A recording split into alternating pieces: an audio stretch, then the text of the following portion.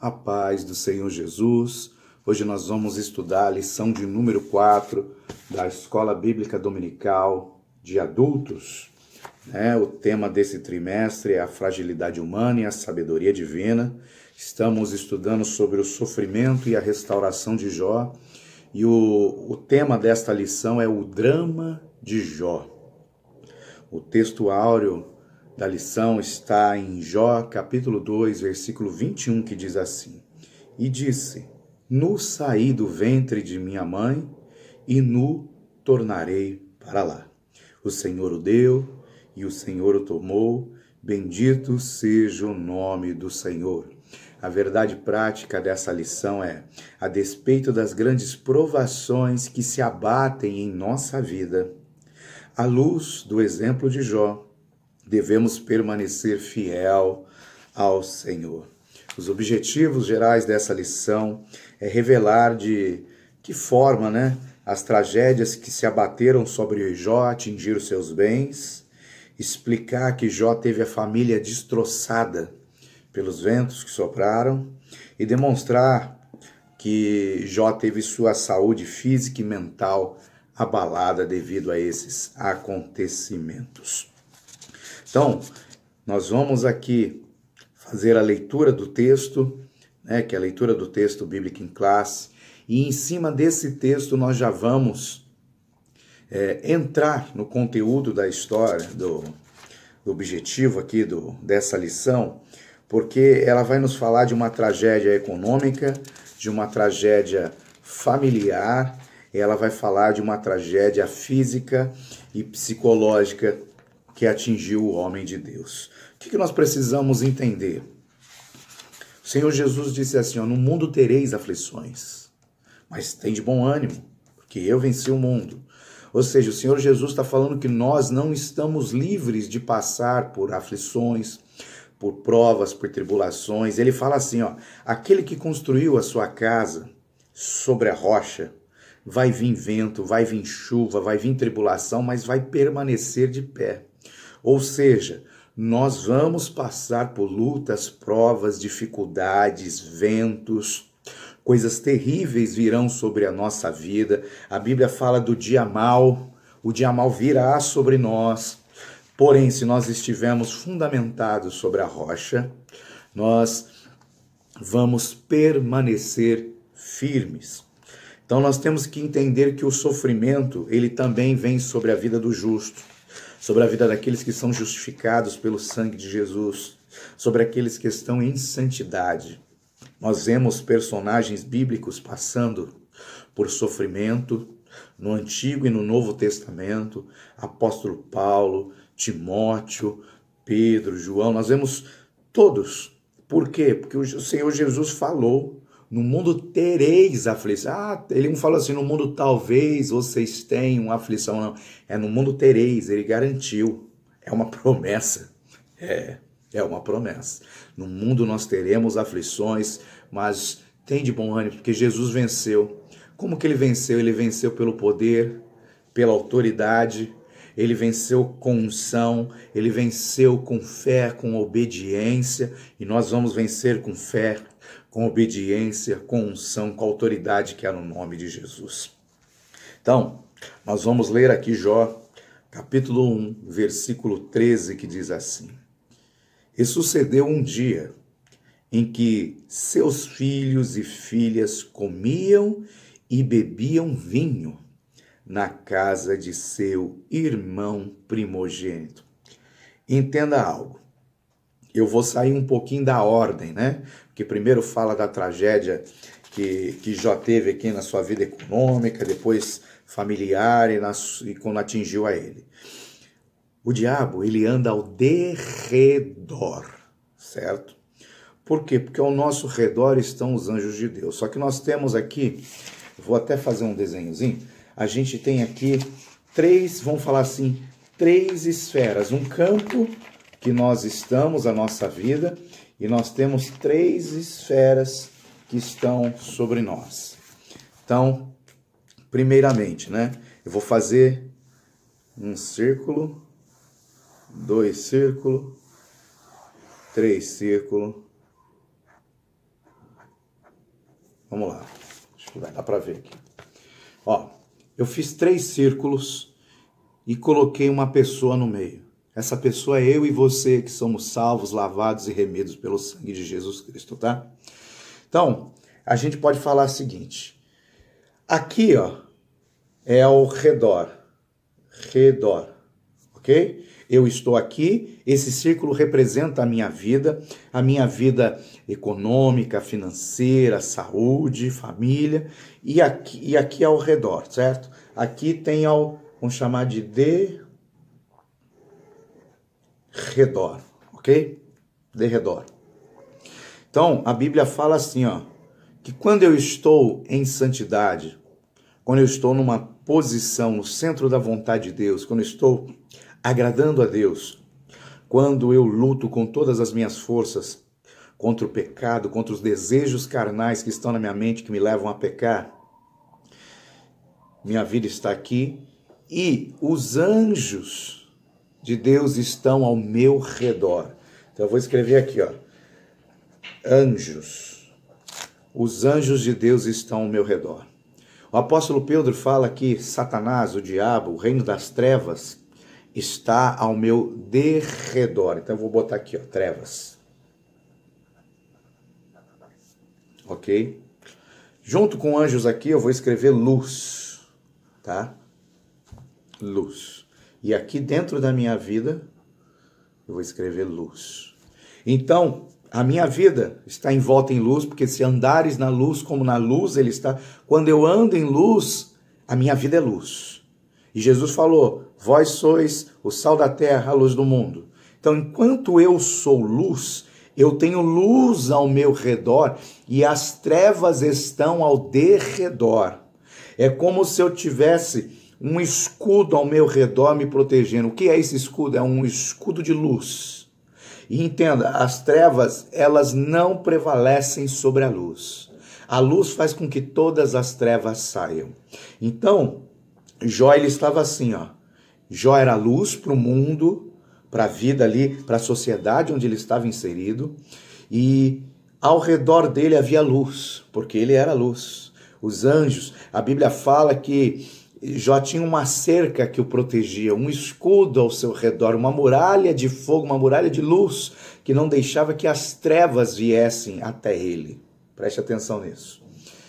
Porém, o mundo em volta dele continuava em trevas, ok? Então isso é a situação daquele crente que é o crente fiel, que é dizimista, que é ofertante, que ora, que jejua, que é obediente ao seu pastor. Ele está aqui, ó, a vida dele é luz. Em volta deles estão os anjos, ao redor dele a luz. E em volta aqui, ó, mais longe tem as trevas ao derredor. Só que nós lemos aqui, ó, e sucedeu um dia em que os seus filhos e suas filhas, ó, esse é Jó. Agora nós vamos mudar. Vamos colocar aqui no lugar de Jó os filhos e as filhas de Jó, tá? Não é mais Jó agora esse círculo. Esse círculo refere-se aos filhos e às filhas de Jó. Sucedeu que um dia seus filhos e filhas comiam e bebiam vinho na casa de seu irmão primogênito. Esse ato dos filhos e filhas de Jó é algo preocupante. Por que é preocupante? Era porque eles se reuniam em família? Não. Papai estava junto? Estava não. Papai era o sinônimo da santidade. Quando você faz qualquer coisa sem a presença de Deus, a luz que é Deus, Jesus é a luz do mundo, a luz não está te protegendo. Tudo que você for fazer, você precisa da presença de Deus ao seu redor. Essa luz tem que estar ao seu redor. E Jó, ele representava a luz na vida dos filhos. Quando eles se reuniam para fazer banquetes, comemorar, fazer festas, e sabe-se lá mais o que eles faziam, a luz, Jó, não estava presente com eles. E a palavra nos fala que sempre que eles terminavam de fazer uma festa, Jó ia para o joelho, ia pedir perdão para Deus, ele oferecia sacrifícios para santificar os filhos. Por que você vai oferecer sacrifício para santificar uma pessoa se ela é santa? Se nós fôssemos santos, né, cerca de 2000 anos atrás, Jesus não precisava vir e morrer pelos nossos pecados. O sacrifício de Jesus nos santifica. Então o sacrifício de Jó santificava os seus filhos que estavam em pecado, se reuniam para pecar. E Jó não estava lá presente com eles, porque não há comunhão entre trevas e luz. Então os filhos de Jó, a vida dos filhos de Jó não tinham luz. Porém, quando seu pai se levantava e oferecia sacrifícios, orava, jejuava e pagava um preço, ele santificava os filhos. É aquilo que o apóstolo Paulo fala, né? Quando o marido não é crente, mas a mulher é, ela vai tratar ele com sabedoria, ela vai ser santa, para que os seus filhos sejam santificados. Olha que coisa linda, ou vice-versa, né? Então Jó, ele tinha esse princípio, ele santificava os seus filhos, ele pagava um preço por eles. E quando Jó fazia isso, mantinha-se a luz ao redor desses filhos de Jó. E Satanás não podia tocar. Mas veja, e sucedeu um dia em que seus filhos e suas filhas comiam e bebiam vinho na casa de seu irmão primogênito. Sabe quando que Jó se levantava para oferecer sacrifício e santificar os filhos? Quando acabavam as festas, no outro dia. Só que desta vez não deu tempo. Enquanto eles estavam lá comendo e bebendo, olha o que aconteceu. Versículo 14 de Jó 1. Veio um mensageiro de Jó e lhe disse: os bois lavravam e as jumentas pasciam junto a eles. E eis que deram sobre eles os sabeus e os tomaram, e aos moços feriram o fio da espada, e eu somente escapei para trazer a nova. Entenda uma coisa. Jacó, quando ele ainda estava com Labão, chegou num tempo que ele trabalhou muito como um escravo para o seu tio, e o que ele teve em troca foi as filhas, né? Foram as esposas, porém não uma remuneração justa pelo que ele estava fazendo. E chegou num ponto que Jacó falou: eu vou embora, seu tio não fica que eu te dou salário. E o salário era as ovelhas, era o gado. O que Jacó fez? Jacó falou: vou pegar meus filhos, eles vão lá não sei quantos dias para frente, que eles vão cuidar agora do meu rebanho, enquanto eu continuo cuidando do rebanho de Labão. O que eu entendo com isso? Que naquela época, que eles estavam envoltos ali numa cultura agrícola, e até hoje, né, nas regiões aqui do país onde tem cultura agrícola, os filhos são uma força de trabalho. Os filhos, eles vêm para ajudar o pai com seus negócios, para administrar e dar continuidade. Eu entendo que os filhos de Jó deveriam, né? A palavra não nos fala isso, mas eles deveriam cuidar dos negócios de seu pai, ajudá-lo a administrá-lo, cuidar dos rebanhos, do comércio, de tudo que o seu pai tinha.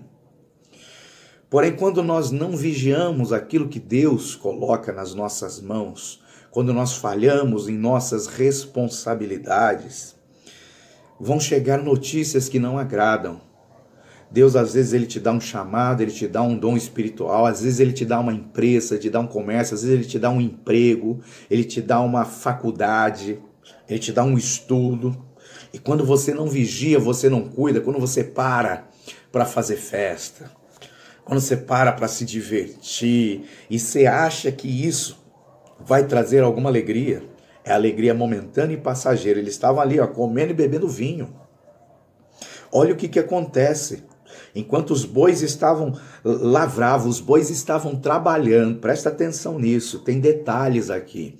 Os bois lavravam e as jumentas pasciam junto a eles. Enquanto os bois estavam trabalhando, não era momento dos filhos de Jó estarem fazendo festa. Era para eles estarem em cima ali, acompanhando os negócios do pai, administrando, cuidando. Olha o que aconteceu. E sobre eles vieram os sabeus, povo ali da região, e os tomaram, ou seja, roubaram. E aos moços, aos funcionários que eles deixaram trabalhando, feriram o fio da espada. E um só escapou para trazer essa mensagem para Jó. E a Bíblia diz assim, enquanto eles estavam falando ainda, veio outro e disse, versículo 16, olha só, presta atenção nisso, fogo de Deus caiu do céu e queimou as ovelhas e os moços e os consumiu, e só eu escapei para te trazer a nova. Será que este fogo era do céu mesmo que caiu? Será que era de Deus esse fogo?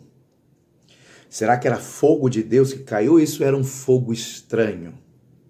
As pessoas não tinham discernimento da operação de Deus. Não tinha a mínima noção de como Deus agia, de quem era Deus. Quando via algo que fugia ao entendimento, poderiam atribuir, ao diabo, mas eles também não tinham conhecimento do diabo. Eles estavam atribuindo ali, desgraças, coisas terríveis a Deus. E a Bíblia fala que Deus, ele não nos tenta. Tudo que Deus fez foi bom e Deus não nos tenta. Nós não recebemos maldades de Deus. Quem fez cair o fogo do céu foi o diabo, que recebeu uma autorização de Deus para tentar Jó, para que Jó blasfemasse. Olha, preste atenção nisso, nós temos que analisar todos os aspectos aqui. Então ele está falando aqui, fogo de Deus caiu do céu. Não era fogo de Deus, era o diabo. E muitas vezes as coisas acontecem na nossa vida, a gente fica, meu Deus, é a vontade de Deus. Se um dia Deus quiser, eu vou ser sarado da enfermidade, eu vou receber. Um dia Deus quiser, Deus já quis, há 2000 anos atrás, enviou seu filho para levar sobre ele todas as nossas enfermidades. Senhor, eu não tenho nada, eu sou miserável, eu sou pobre, eu sou desempregado. Se um dia Deus quiser, é a vontade de Deus eu ser um miserável, não ter nada na vida. Não é não, meu querido. Lá em Isaías 1 fala que Deus nos deu o melhor dessa terra, nós vamos comer o melhor dessa terra. Ele entregou na nossa mão, a vontade de Deus é que nós sejamos como Jó, prósperos. Então, muito cuidado com aquilo que você ouve e vê, porque o primeiro discernimento que vem na nossa vida é o carnal, não é o espiritual. E olha o que o discernimento carnal fala assim, um homem que fugiu, que conseguiu sobreviver à desgraça. Olha o que ele fala, ele atribui a desgraça a Deus.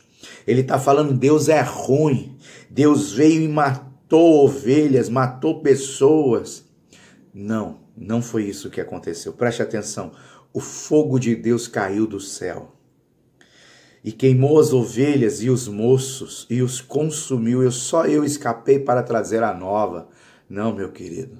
Aqui foi o diabo que fez cair fogo do céu para matar, para roubar, para destruir. Nós estamos vendo aqui no livro de Jó o diabo agindo. Ele mata, rouba e destrói. E ele usa elementos da natureza. E aqueles que não têm discernimento podem até atribuir toda essa desgraça, toda essa maldição para Deus, falando que Deus não é bom. E Jesus, ele fala, só existe um que é bom e é Deus. Preste atenção. E estando ainda falando, versículo 17, veio outro e disse, ordenando aos caldeus 3 bandos. Novamente os povos ali da região se levantando contra. Deram sobre os camelos e os tomaram, e os moços feriram ao fio da espada, e eu escapei para te trazer a nova. Presta atenção, detalhes. No versículo 13 começa a falar dos filhos e filhas de Jó que comiam e bebiam na casa do seu irmão primogênito. Nós vamos entrar no versículo 18, onde ele vai falar ainda novamente que os filhos e filhas de Jó estavam comendo e bebendo na casa do seu irmão primogênito. Então, no versículo 13 ele fala, ele volta no 18. E o 14, 15, 16 e 17 rola uma desgraça tremenda. É o diabo tocando na vida econômica, financeira de Jó. Sabe o que sustentava as festinhas dos filhos de Jó? A vida econômica e financeira dele. Seus gados, suas propriedades, seus moços, a sua força de trabalho, o comércio que ele tinha, a agricultura, era isso que sustentava as festinhas dos filhos de Jó. Então preste atenção, porque começa falando que os filhos estavam em festa, quando os filhos deveriam zelar pelos bens do seu pai. A Bíblia fala assim, se tu fores fiel sobre o pouco, Deus coloca muito sobre as suas mãos. Nós somos mordomos de Deus. Deus coloca bens materiais, imateriais, bens espirituais, bens físicos na nossa mão. Se nós zelarmos, se nós tomarmos conta, se nós multiplicarmos, se nós formos bons, se nós somos mordomos fiéis, Deus coloca mais nas nossas mãos. Os filhos, naquela época e até hoje, né, porque isso é um reflexo do mundo espiritual, que nós vemos aqui na terra, reflexo do mundo espiritual, os filhos têm a obrigação de zelar, cuidar e multiplicar os bens de seu pai. Então, Deus é o nosso pai, ele coloca bens, talentos, lembra da parábola dos talentos que Jesus conta? Coloca talentos na nossa mão, qual é a nossa obrigação? Cuidar, zelar e multiplicar. A Bíblia fala que os filhos estavam comendo e bebendo enquanto os bois lavravam, enquanto as ovelhas estavam pastando, enquanto os moços ali, os funcionários, né, da fazenda de Jó estavam trabalhando, os filhos estavam em festa. Eles não estavam cuidando e zelando dos bens de seu pai. Então preste atenção, no versículo 13, enfatiza, a Bíblia é linda. Só que você tem que pegar os detalhes. Enfatiza que eles estavam em festa, enquanto os bois lavravam, as jumentas trabalhavam, as ovelhas estavam lá. Enquanto eles estavam em festa, o diabo tocou, ó, preste atenção. Enquanto os filhos de Jó não estavam em santificação, porque Jó os santificava por causa dos seus pecados cometidos durante este tempo. Preste atenção, só de você não estar cuidando do bem do seu Pai Celestial, você já está pecando. Só de você não cuidar da sua salvação, do seu tempo devocional, da sua meditação na palavra, só de você não cuidar do seu corpo físico, espiritual, só de você não cuidar daquilo que Deus te mandou fazer, ganhar almas, fazer discípulo, ensinar eles todos os mandamentos de Cristo, fora inúmeras outras coisas que Deus nos manda fazer. Quando eu não estou cuidando, eu estou em trevas, eu deixo a treva. A luz não tem comunhão com trevas. Quando eu estou em trevas, aquilo que está ao derredor tem passagem garantida para tocar na minha vida. Então, enquanto eles estavam em festa aqui, ó, as trevas conseguiram se aproximar. Entenda, não deu tempo de Jó santificar os seus filhos com ofertas, sacrifícios e oração. Não, porque Jó oferecia sacrifícios depois que eles acabavam. Leia os versículos anteriores aqui ao 13 do livro de Jó para você ver. No dia depois que eles acabavam a festa, que Jó ia santificar. Quando Jó santificava, a cerca se levantava novamente, porque Jó é a autoridade da casa, é o pai. Então, se você tem filhos com problemas nas drogas, problemas de rebeldia, está em fornicação, se você tem filhos, você tem a obrigação de santificá-los. Como que você santifica com eles? Como que você levanta uma muralha de fogo ao redor deles? Com oração, com jejum, com ofertas. Preste atenção, com ofertas, porque oferta é uma arma espiritual tremenda que Deus deu nas nossas mãos. Do lado de lá, o diabo exige ofertas, oferendas para se levantar contra as nossas vidas. Do lado de cá nós ofertamos, porque a nossa oferta ela tem voz. Porque a oferta de Abel fala até hoje, ela tem voz no mundo espiritual. E eles aprenderam com a gente isso. Porque está na Bíblia. Então quando nós fazemos que nem Jó, ofertamos pelos nossos filhos, oramos. Mas não é ofertar R$2 não, tá? É oferta de sacrifício, é holocausto, totalmente queimada, ela dói, tem cheiro ruim. Quando nós ofertamos, oramos, jejuamos, pagando um preço, nós começamos a levantar muralhas de fogo sobre a vida deles. E enquanto eles estão ali debaixo das nossas asas, das nossas propriedades, dentro de nossa casa, e nós santificamos com oferta, oração e jejum, a muralha se levanta. E o diabo não vai tocar. Vai ser muito difícil o diabo ultrapassar essa barreira. Muitas pessoas oram em jejum pelos filhos, oram há muitos anos e eles estão sofrendo. Agora mistura um pouquinho oração e o jejum com oferta. Porque está na Bíblia, era o que Jó fazia. No dia que ele não orou, não jejuou, ele não ofertou, não ofereceu holocaustos, porque aí eles ainda estavam em festas.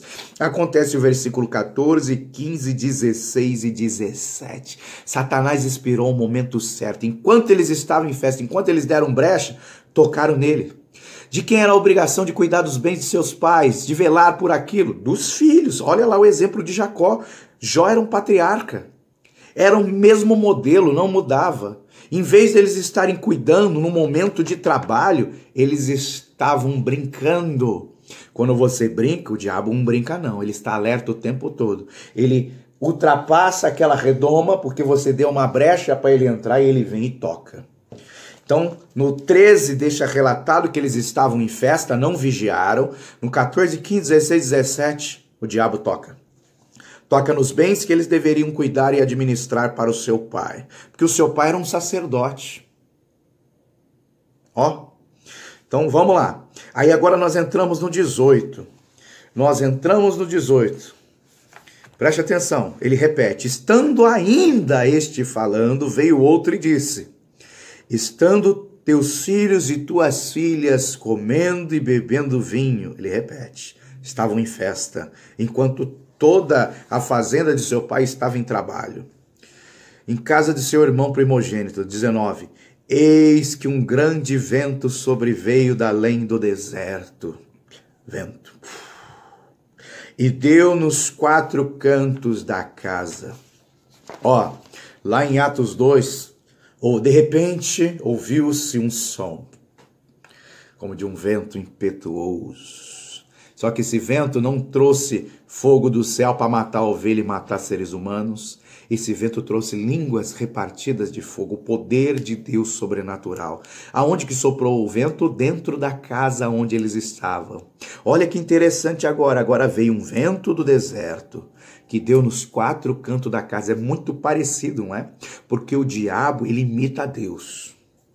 Ou ele trouxe um vento do deserto que entrou nos 4 cantos da casa e caiu sobre os jovens. E eles morreram. O diabo, ele imita a Deus.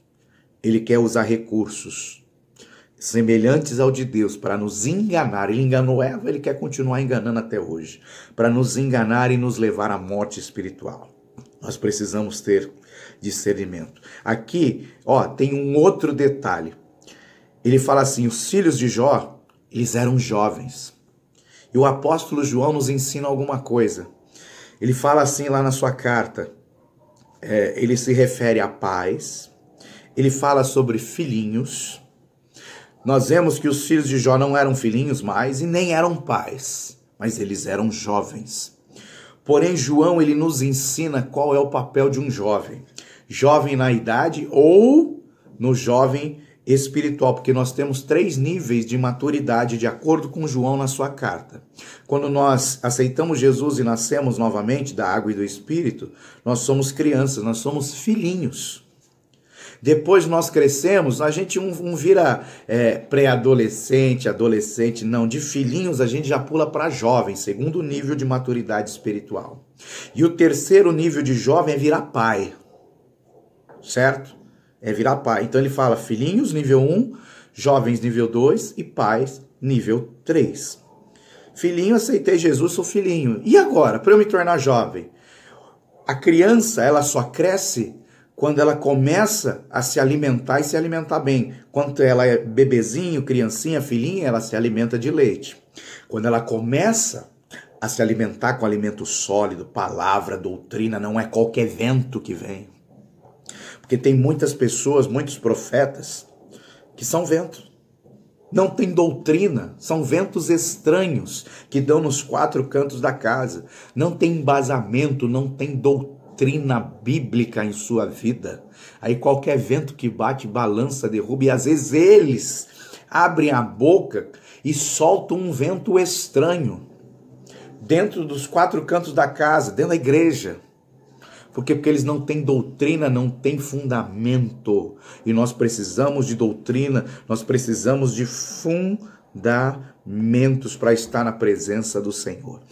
Então, Quando a criança começa a se alimentar com alimento sólido, ela cresce, ela vai encorpando.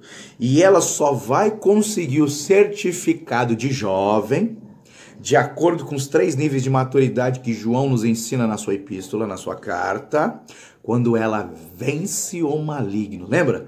Jovens, sois fortes, comeu bastante comida, sois fortes. Sabe por que vocês são fortes? Porque venceram o maligno. Só quando você vence o diabo que você se torna forte. Então nós vemos que os filhos de Jó, eles eram jovens, já estavam crescidinhos, porque papai sacerdote ensinava a eles o caminho. Só que eles não tiveram a preocupação de vencer o diabo. Foi o diabo que venceu eles. Porque o diabo podia tocar em seus bens, em suas propriedades, podia tocar na saúde física, mas para matar tinha que ter autorização de Deus. Presta atenção nisso. E quando eles estão em luz, as trevas não entram. João fala isso, não há comunhão entre trevas e luz. Você acha que Jesus foi morto pelo diabo na cruz do Calvário? Você acha que os romanos mataram Jesus? Você acha que os judeus mataram Jesus? Engano teu. A Bíblia fala assim, ó. Ele fala para Pilatos, Jesus, se o meu pai não te desse autoridade, você não podia fazer nada. Foi Jesus que se entregou. Aqueles 2 homens na cruz, aqueles 2 ladrões que estavam sendo crucificados junto com Jesus, eles só morreram depois que Jesus morreu. Porque se Jesus não morre, aqueles homens não morrem, porque Jesus é a ressurreição, é a vida, é o poder de Deus, é a glória de Deus que se manifestou no nosso meio. Quando Jesus chegava no velório, o morto ressuscitava. Não existe comunhão entre trevas e luz. Agora, quando o meu círculo aqui, a minha vida, meus negócios, minha vida financeira, minhas amizades, minha família, quando isso aqui é trevas, trevas tem comunhão com trevas. Se a minha vida é trevas, ao redor tem trevas e ao derredor tem trevas. O diabo entra e toca. Toca em tudo, até mesmo na vida. Porque se você está nas trevas, ele é treva, você pertence a ele. Ele faz o que ele quer com você. Então, se os filhos de Jó tivessem vencido o mal, vencido as trevas, vencido o diabo, eles seriam luz. E as trevas não iam conseguir se aproximar deles, porque eles são luz, ao redor é luz. As trevas iam continuar ao derredor. É princípio bíblico. Não adianta você querer falar, não, porque Deus permitiu, Deus permite, mas Deus não vai contra a sua própria palavra. Ai, pastor, mas naquela época não tinha Novo Testamento, mas a palavra de Deus não muda, ela é a mesma de eternidade em eternidade. Ela só foi melhorando o entendimento ao longo do tempo. Presta atenção nisso, presta atenção.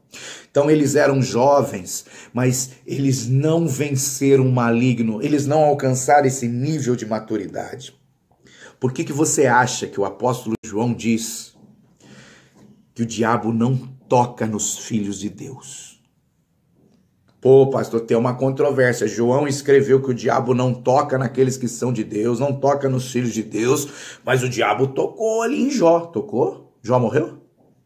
Não morreu, não. Ele tocou em quê? Ele tocou em Jó? Não, ele tocou nos bens de Jó. Ele tocou nos filhos de Jó. Ele tocou na pele, na carne, naquilo que é pó, terreno. Ele não tocou na alma e no espírito de Jó. Ele não conseguiu tocar. Preste atenção. Porque às vezes a gente pega uma enfermidade, né? E não, é Deus. É Deus não, você tá vendo? Quem botou enfermidade em Jó foi o diabo. E Jesus nos deu poder, autoridade para curar enfermos. Presta atenção nisso. Porém, se eu fico achando, ai, não, foi Deus, é de Deus, essa enfermidade veio de Deus, essa enfermidade é de Deus, você vai expulsar Deus da sua vida? Porque Ele botou a enfermidade em você? Não, Deus nos deu cura, Jesus Cristo de Nazaré, por causa das suas pisaduras nós somos curados. Quem bota enfermidade é o diabo, porque Deus não nos tenta. Então, quando você está com uma enfermidade, pastor, eu estou em santidade, eu não pequei. eu não dei brecha, eu ando na luz, eu tenho comunhão com Deus, eu ouço Deus falar comigo, eu caí enfermo numa cama. Amém? Deus permitiu que o diabo te tocasse, presta atenção. Ah, pastor, mas você está falando que toda enfermidade vem do diabo? Não. 99,9999999% vem do diabo. O 0,0000001 não, é causa natural. É você que não cuida do seu corpo, é você que não cuida e vem enfermidade e assim vai, né? Então, assim, não são todas as enfermidades que vêm do diabo, não. Mas mesmo se não vier dele, Jesus te deu autoridade para você curar os enfermos, inclusive você. A unção de Deus cura e despedaça o jugo. Então, mesmo que não foi o diabo, né? Que não foi o diabo que colocou a enfermidade, Jesus te deu autoridade, poder e unção. Amém? Entenda isso. Agora vamos lá no caso de Jó, porque a Bíblia nos mostra que é o diabo que colocou a enfermidade. Só teve um detalhe. Jó, ele estava sendo enganado. Em momento nenhum, Jó percebeu que o diabo colocou a enfermidade nele. Em momento nenhum. E olha que interessante, o diabo ele quebrou a cara aqui. Porque ele queria que Jó blasfemasse e Jó não blasfemou. E Deus falou assim, tá bom, pode tocar, toca na saúde dele. Mas preste atenção, Satanás, tu vai ser enfermeiro agora. Tu vai... Ai de Jó se ele morrer. Melhor, ai de você, Satanás, se Jó morrer. Ele tem que ficar vivo. Então você pode botar a enfermidade mais terrível, você vai cuidar dele. Ele não morre. Entendeu, Satanás? Deus usa o diabo, Deus usa as trevas, Deus usa demônios, quando Ele quer, até para cuidar de nós. Deus usa tudo em nosso favor quando nós estamos no centro da vontade de Deus. O diabo acha que vai nos matar, que vai roubar, que vai destruir. Não, Deus vai usar o diabo, as trevas. Né? Aquela história, né? A irmã estava lá com filhos, o marido abandonou, a irmã crente de oração, já não tinha mais comida dentro de casa. A macumbeira que morava na rua mandou lá uma compra para ela do mercado, fez uma compra enorme e mandou, né? Amaldiçoou tudo e tal, fez feitiço, mandou. Aí chega lá a compra, ninguém podia falar de onde que vinha, a mulher recebe aquilo dentro da sua casa, o caminhão da compra vai embora. Aquela mulher, antes de dar a comida para os filhos, ela levanta a mão, agradece a Deus, ora e santifica. Santifica, olha o que Jó fazia, santifica tudo. Depois a macumbeira bate lá no portão. E aí, recebeu a compra que eu mandei? Eu recebi, glória a Deus, muito obrigado. Não, mas foi o diabo que te deu isso. E a mulher, cheia do Espírito Santo, fala, Deus usa até o diabo para abençoar os crentes. Aleluia. Então nós precisamos entender que existem princípios. Aqueles jovens, eles não venceram o maligno. Quando você não vence o maligno te vence. Muitos já estão com 40, 50 anos, estão dentro da igreja há muitos anos de convertido e ainda não são jovens, porque não conseguem vencer o diabo, não vence o maligno. Se você não é jovem, porque é forte, porque venceu o maligno, você nunca vai ser um pai na fé, você nunca vai gerar filhos espirituais saudáveis, com saúde, que também vão vencer o maligno. Nós temos que crescer no nosso nível de maturidade. Versículo 20. Depois de todas essas notícias, não deu tempo, né, de Jó santificar os seus filhos com sacrifícios, ofertas, oração, após a festa, porque durante a festa, os filhos, a prosperidade, as fazendas, os animais, toda a riqueza de Jó foi destruída durante o período de festa. Entre o versículo 13 e 18, que eles estavam em festas, veio toda a desgraça. E o vento estranho, a doutrina estranha, a falta de entendimento das pessoas dentro da igreja, não deixam elas alcançar níveis de maturidade, que elas vão vencer o diabo, vão vencer o maligno. Então Jó se levantou, versículo 20, e rasgou o seu manto. Agora Jó vai ter que ir para o pó de novo. E rapou a sua cabeça. Entenda que até aqui ele não estava com enfermidade nenhuma, tá? Ele não estava. Porque assim, ó, Jó não conseguiu oferecer o sacrifício para santificar os seus filhos. Agora Jó, ele vai se oferecer em sacrifício a Deus. Ó, interessante, hein? Então Jó se levantou, rasgou o seu manto e rapou a sua cabeça. Ele se humilha debaixo das potentes mãos de Deus. E se lançou em terra e adorou. A adoração, preste atenção, ó.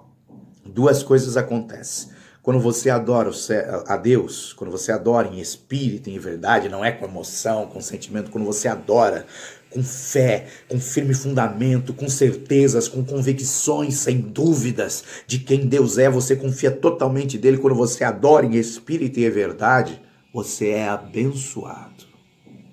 Os céus se abrem. Porém, quando você adora em Deus em meia prova, em meia luta, no dia mal, no dia da dificuldade, quando você recebe uma notícia mal, preste atenção, Jó não abriu a boca para murmurar. Jó não abriu a boca para resmungar. Jó não abriu a boca para se lamentar. A primeira palavra que sai da boca de Jó são palavras de adoração. Jó foi recebendo a notícia, eu imagino lá, né? Ele estava sentado, porque a Bíblia diz que ele se levantou depois. Ele estava sentado e chega um e dá uma notícia.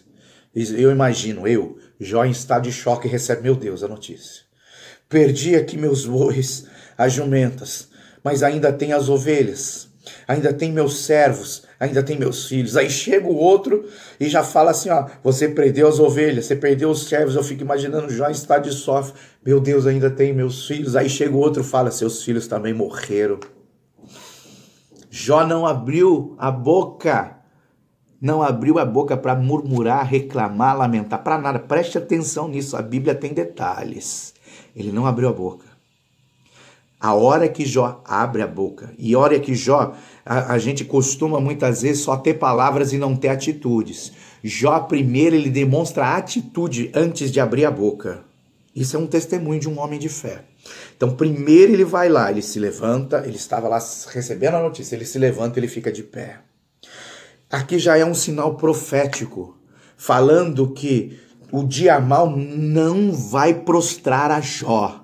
Diante de todas as notícias ruins, de toda a desgraça que veio até ele, Jó não deixou isso prostrá-lo. Jó se coloca de pé. A Bíblia fala assim, a primeira reação de Jó, ele se levantou.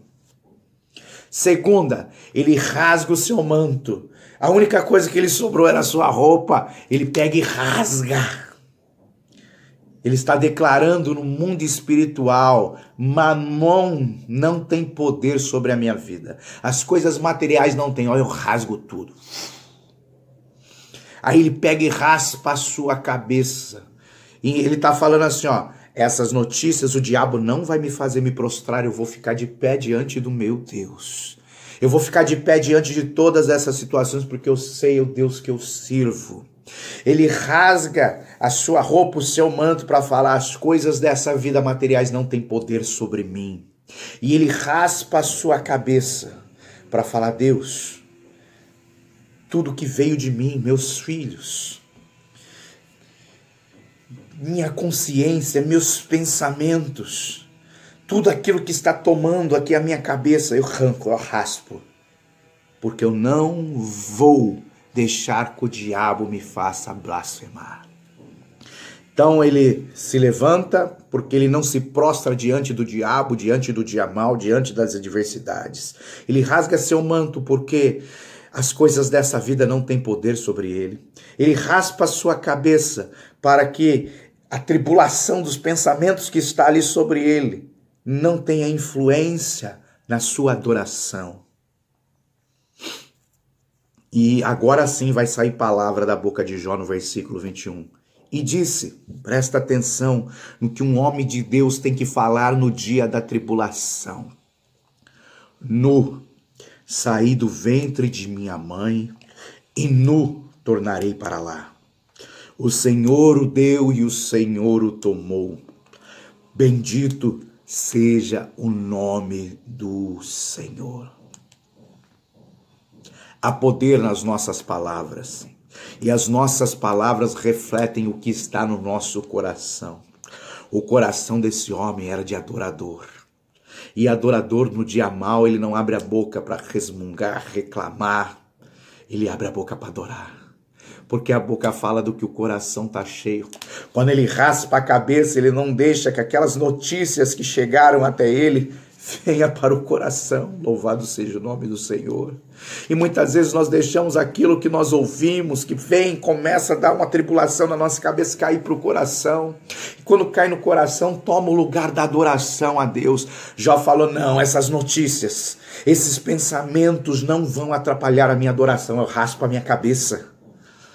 São atos proféticos que um homem de Deus cheio do Espírito Santo faz. A boca fala do que o coração está cheio. O Senhor Deus, o Senhor tomou bendito, louvado, engrandecido seja o Senhor dos exércitos, meu provedor, o Deus que me cura. E a Bíblia fala no 22, em tudo isto Jó não pecou, nem atribuiu a Deus falta alguma. Glória a Jesus, nós vamos passar por trovas, tribulações, mas não deixe o diabo te enganar. Não deixe, porque às vezes aparece uma brecha e as trevas entram. O leão vem rugir aqui ó, no teu ouvido, quando ele está lá ao redor, você nem ouve, porque os anjos estão cantando ao teu redor. Mas quando tem trevas, quando você não vence o maligno, quando você não vence o pecado, quando você não vence os desejos da carne, as trevas se aproximam e apagam a luz vai embora. A luz vai embora. Então entenda, quando as trevas alcançaram os filhos de Jó, alcançaram os seus bens, alcançaram aquilo, as trevas não conseguiram alcançar Jó. As trevas não conseguiram alcançar Jó. Jó fala em meio ao sofrimento, eu sei que o meu Redentor vive, mesmo com tumores, cânceres, dores terríveis, eu sei. Ele não está falando que o meu Redentor um dia vai viver, um dia... Não, eu sei que o meu Redentor vive. Um dia ele se levantará, futuro na terra, mas ele sabia que Jesus estava vivo. E quando nós temos essa certeza, isso está no nosso coração, vem o dia mau, nós vamos adorar. Nós vamos passar por sofrimento, vamos, mas nós temos que ter a convicção que o nosso Redentor está vivo, que ele venceu, ele se levantou sobre a terra e venceu. Jó não tinha essa informação, mas ele já se levantou, ele venceu e por isso nós somos mais do que vencedores. Jó 2,6, e disse o Senhor a Satanás, eles que está na tua mão, poupa porém a sua vida, que Deus está atribuindo o cargo de enfermeiro para o diabo, para cuidar da vida de Jó. Então, o diabo não tocou na vida de Jó. Lembra o que João falou? Ele não tocou porque Jó permaneceu sendo luz, sendo adorado. A adoração nos mantém vivo. Quando adoramos em espírito e em verdade, a adoração nos mantém vivo. Preste atenção nisso. Então saiu Satanás da presença do Senhor e feriu a Jó de uma chaga maligna, desde a planta do pé até o alto da cabeça. E Jó, tomando um pedaço de telha para raspar com ela as feridas, assentou-se no meio da cinza. Entenda que existe um momento de luto.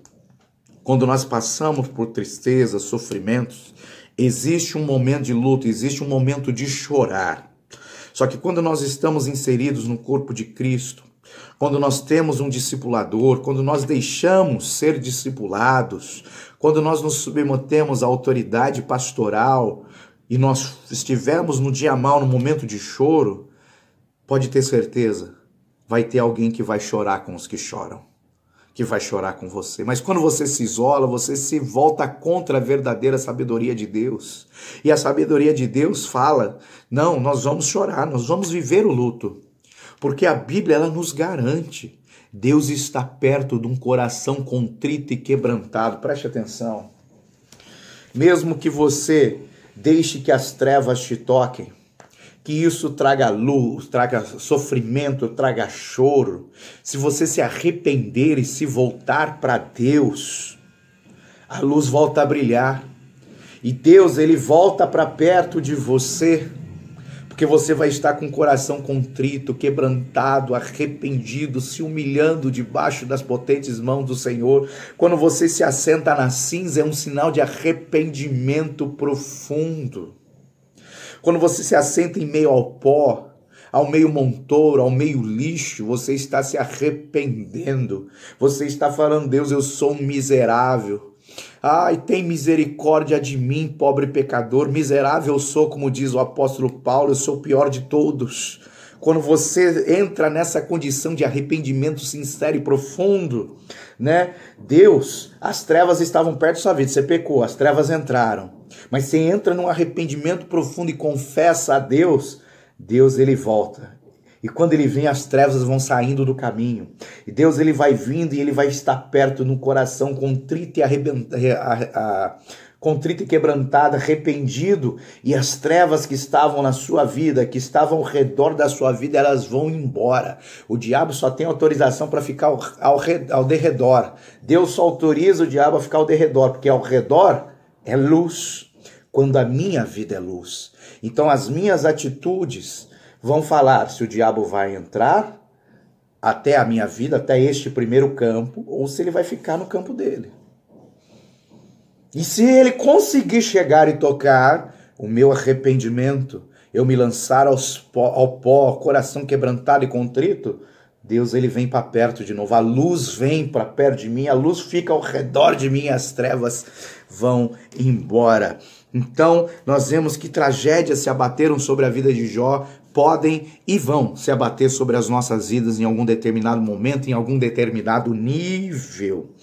A família de Jó foi destroçada pelos ventos. Nós precisamos ter o vento do Espírito Santo soprando dentro da nossa casa, um vento impetuoso, com línguas de fogo, batismo com o Espírito Santo. Nós precisamos dos dons espirituais, é o vento dentro da nossa casa, para a nossa família não ser atingida. E nós precisamos, e se mesmo se for, lembre-se, vai por pó. Oração, jejum e ofertas para santificar e levantar uma cerca, uma muralha de fogo ao redor dos nossos. E Jó teve a sua saúde física. Ele teve o seu psicológico abalado.